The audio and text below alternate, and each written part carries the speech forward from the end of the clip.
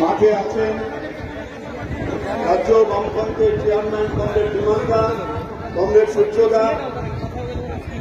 আর এই সমাবেশে যারা এসেছেন ডিওয়াইএফআইয়ের বর্তমান প্রাক্তন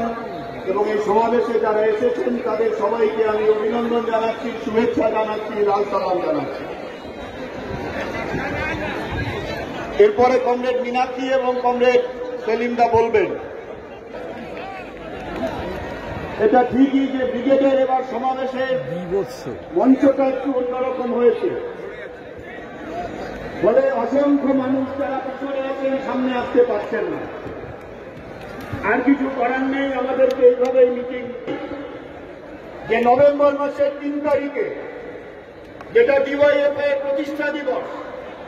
সেই দিন কোচবিহার থেকে ইনসাফ যাত্রা বেরিয়েছিল। 50টা দিন ধরে পশ্চিমবাংলার 22টা জেলাতে 2000 কিলোমিটারের বেশি রাস্তা হেঁটে গোটা রাজ্যের মানুষের কাছে, গোটা রাজ্যের মানুষের যে কথা নাইনসাফির বিরুদ্ধে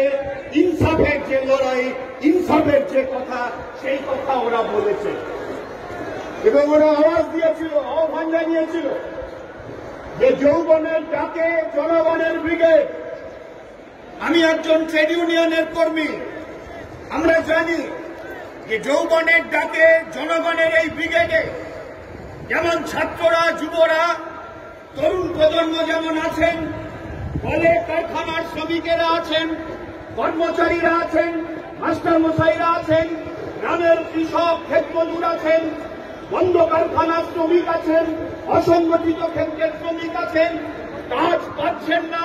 রেগায় 2 বছর মজুরি বকেয়া পড়ে থাকা ক্ষেত মজুর আছে, গায়ের দিন মজুর আছে,